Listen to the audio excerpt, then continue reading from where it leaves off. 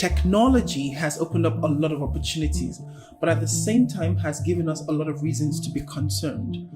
I work at Witness, an international human rights organization that leverages the power of video and technology in the defense of human rights.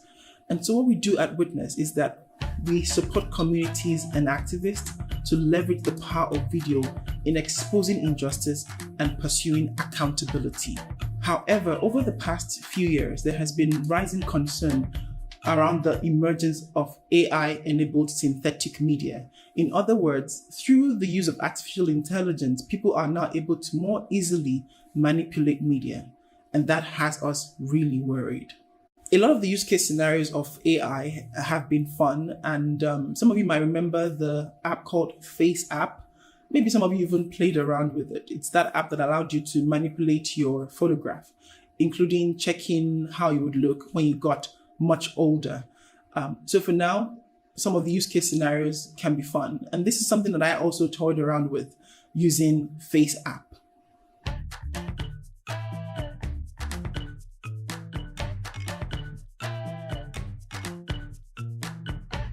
I definitely don't wear glasses, but it doesn't look bad on me either. There is also Wumble, which is an app that allows you to use your picture to create a video of you lip syncing to a favorite song of yours, any song of your choice precisely. And I got the permission of my wife to create this Wumble, and the results had us both laughing and, having fun over it.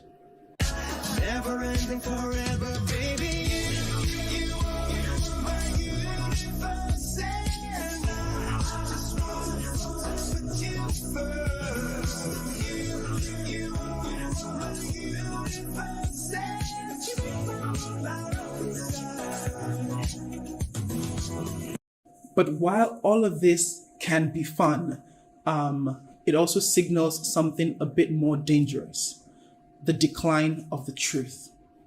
And here is a more sophisticated example of what I'm talking about.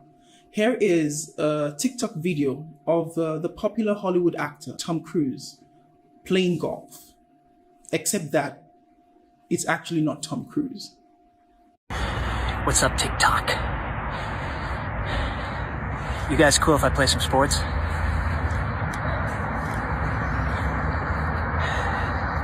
I love it. More for the audio experience. As much as the momentum. Hey, listen up, sports and TikTok fans. If you like what you're seeing, just wait till what's coming next.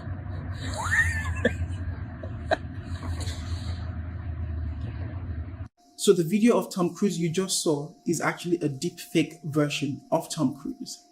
And I'll give you another example. Here is a video right now on your screen showing you a location, but with two different seasons.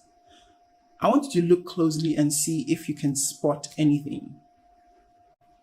What you're actually seeing is one real season and another one that has been artificially generated.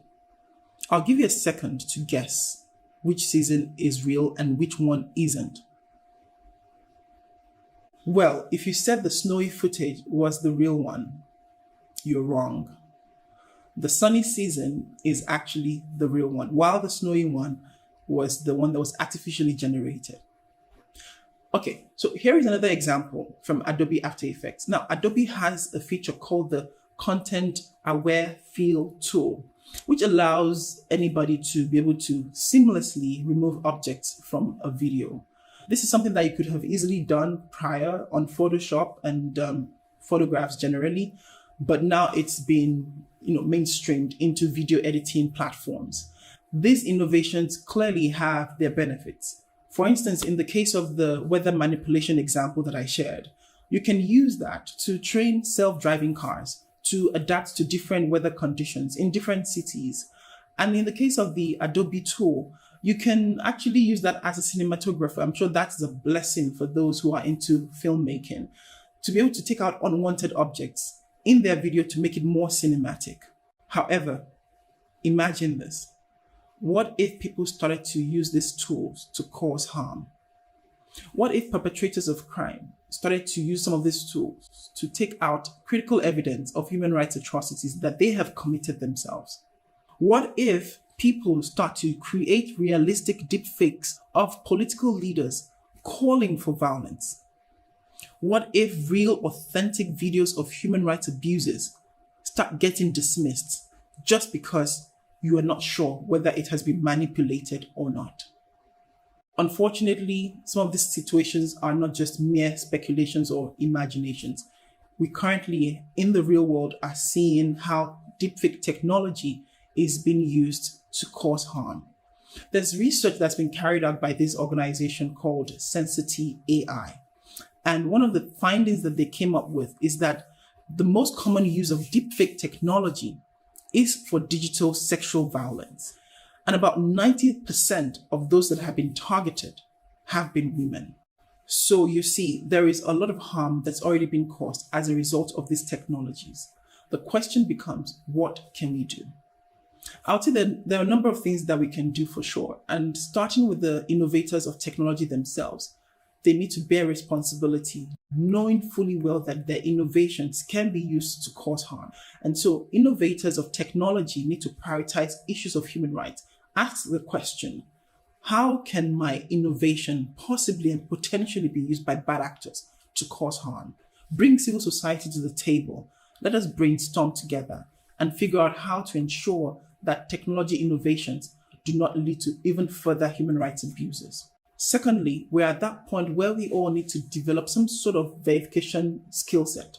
Let people start to learn how to digitally verify pieces of media content to be sure what is authentic and what is not.